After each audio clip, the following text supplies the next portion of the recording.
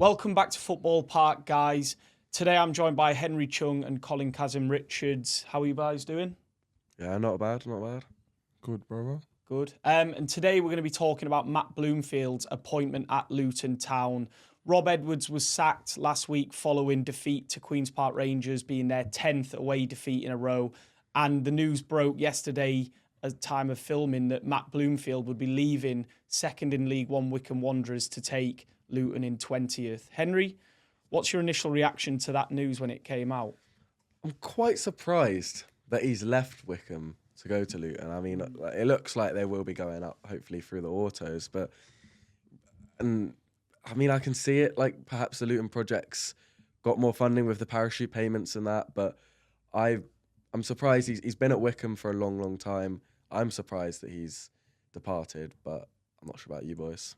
Yeah, I mean, Colin, he left his first job at Colchester to take the Wycombe job at a sort of similar point of the year in January. Do you think that he would have just been totally enticed by that parachute project, or do you think that Luton's just an overall more exciting project than Wycombe?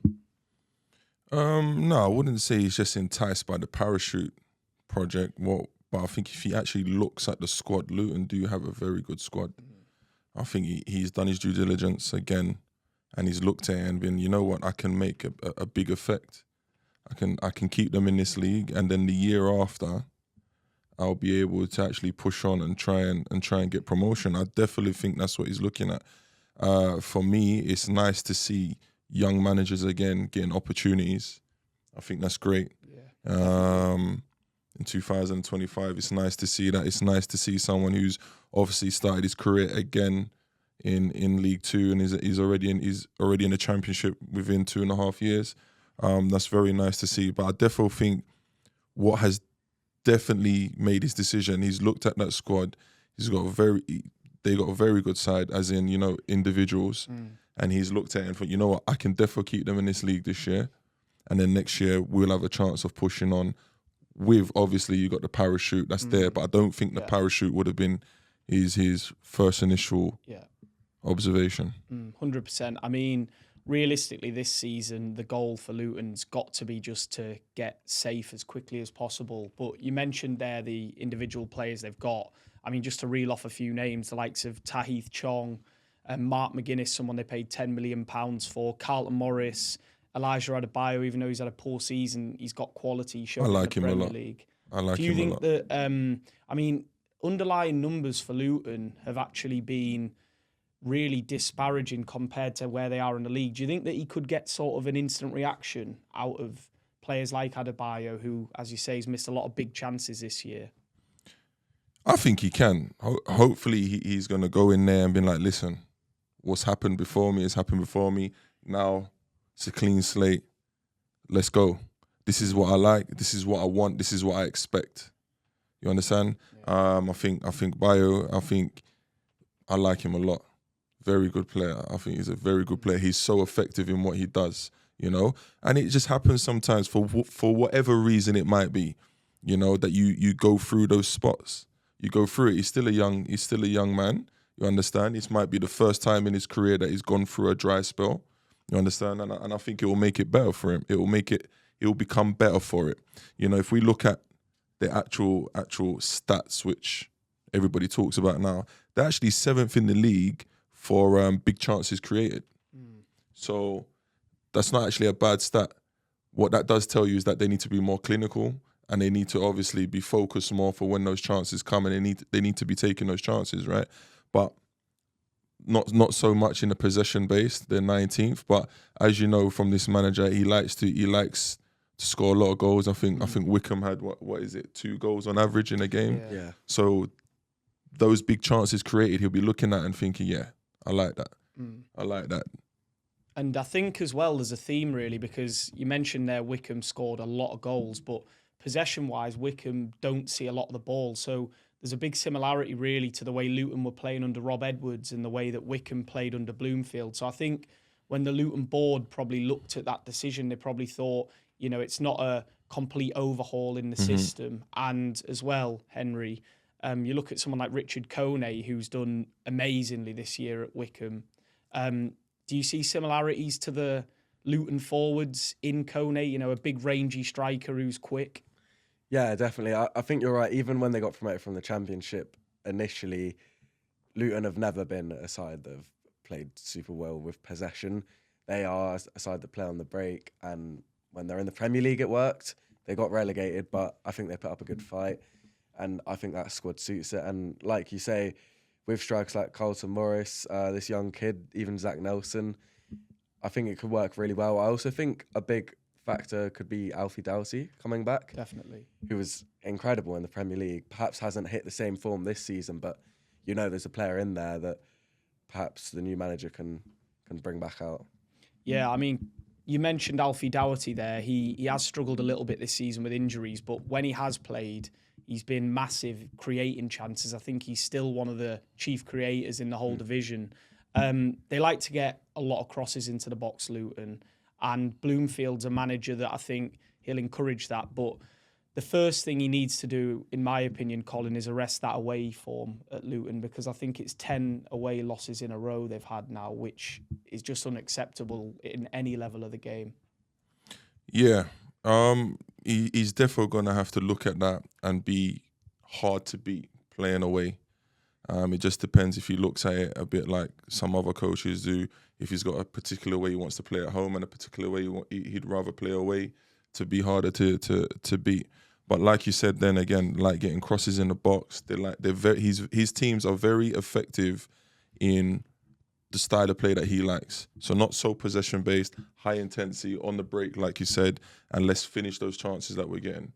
And then we worry about the other way. We'll get a block and we'll try and concede less, but we want to score as many goals as we can. You know, and I think he's got the firepower to do that. But like you said, when you miss a big piece of the puzzle, a guy that creates so many things, so many chances, ticks the ball over.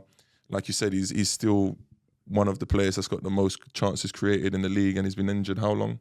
I think he's been Couple out months. Yeah, a couple of months. You understand? Yeah. So to still have that says how much of a big missing piece he is, you know? And, you know, when we talk about teams like Man City, Chelsea, Arsenal, so if Chelsea was to lose Cole Palmer, it would be massive. So not to take that into accountability for Luton losing a player like that is massive. You understand what I mean? So I think it's a good appointment. I think he's looked at it very smartly. You know, I think he sees more that he can get out of Luton when he keeps them up. You understand? In the year to come. And I think that it suits his style of play, and he's looked at it, and no disrespect, he's got better players to actually fulfill what style of play he likes to play. Totally agree. I mean, it's very similar to when he first went in at Wickham, because he went in after Gareth Ainsworth had left the club to go to QPR for a similar sort of thing in a struggling Championship side. But initially results weren't amazing, which is natural when someone that's been at their club like Ainsworth was at Wickham for so long. But then he rebuilt in the summer and they really pushed on under him. Just wanted to touch on Isaiah Jones, really, because he's a player that's just signed from Middlesbrough for £5 million. Now, that seems like it's a perfect Matt Bloomfield signing, even though the deal went through before Bloomfield's appointment, doesn't it, Henry? Yeah, it was a bit surprising because you've just sacked your manager and you haven't got a new one yet, and you're making a signing, but it is a big signing. It's very exciting. And I suppose perhaps they knew their Bloomfield lined up. But is he, because they've already got, like, they play with wing backs, is he going to be playing as a wing back or up front? Well, I'm not sure. I mean, Bloomfield tended to opt for a 4-2-3-1 at Wickham. True, yeah. So I would think the most natural thing for him to do is to move Doughty when he's back fit into left back. Potentially, you could play even someone like Victor Moses at right back. He showed it. I know he played wing back at Chelsea, but he can drop in there. They've also got Rule Walters as well there. So I think Jones' best position 100% is as a winger, especially in a counter-attacking side. So I personally think that's probably what they'll opt for. The only issue they have is in a 4-2-3-1, you've only got one striker. Now they've got Carlton Morris, who's the club captain, and they've got Elijah Adebayo, who, even though he struggled this year, he's got undoubted quality. So that's probably going to be his first headache. Now, as a striker yourself, Colin, when a manager ex-striker, sorry, yeah. But when a manager comes in, and I'm sure you'll have played under managers that'll like to play in a 2, a 3, whatever, But when it looks like they're going to play a 1 up front, and you obviously have been used to playing in a 2 alongside someone, what's the initial conversations you have with like your strike partner in that situation? In the strike partner, in the situation Yeah, of so like only your one of fellow us, yeah, only one of us is playing. yeah, Do you know something? In my 21 years of playing professional football, I never had a problem with anybody, a personal problem with anybody that I was in competition with. It's part of the game. yeah, That's how it goes. And I just used to, every single training session, try and be as close to 100% as I could and make everything a competition between me and him. And sometimes me, him, and someone else, depending what team you're at. And it's healthy competition, you know. There's nothing that me or you can do when the coach has got a preference and he's got a decision to make. All you can do is try and give that coach a big headache and make that a difficult decision to make. Don't make the coach's job easy. Don't make it come in and be like, you know what, I'm playing Morris. It's easy. It's an easy decision. And Morris is very good. He's very intense, and he works really hard, which I don't really like saying about players because that should be a given anyway. Yeah. But what he does is he hounds that back line. So essentially, they both have to make it a very difficult decision for the coach. Don't make it easy when you got a new coach coming in. Your slate is wiped clean for whatever reason. There might be nothing to wipe clean, but let's just say there was, and let's go and let's make it really difficult. A difficult decision for him. Definitely. I think it'll definitely be a really tough decision for Bloomfield. Henry, I want to ask you this. You're Matt Bloomfield. He'll have been having this discussion. He'll have probably had it by now at time of recording. But what's the first thing you say to that squad of players when you come in? Because morale's going to be low. They've lost a lot of games. They're massively underperforming. The fans aren't happy. So how would you go about addressing the squad? Yeah, that is a really difficult question, and you're right, morale will be really low after those defeats, but this is a squad that's just come down from the Premier League. This is a squad, a lot of these players put up a really good fight in the Premier League, and you look at, especially on their home form in the Premier League, they're beating City, I think, beating Liverpool. Games like those, this is a squad that's still very capable of putting in a shift, and they're better than a lot of teams around them. They can definitely not push for playoffs, but, get up into those positions sort of like 9th, 10th. Yeah, I think that's got to be his number one priority is keeping them safe because, it's a club in Luton where we all know Kenilworth Road's an incredibly tough place to go, especially when they've got it right there.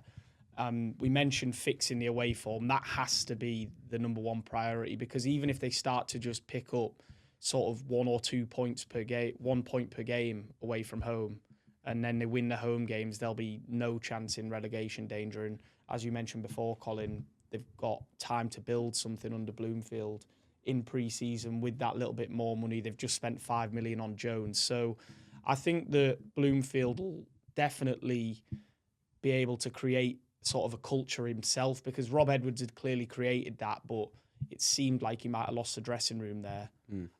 But that's all we've got time for today. Thanks a lot for watching, guys. Make sure to like, comment and subscribe and let us know who you want to see us discuss next. Cheers.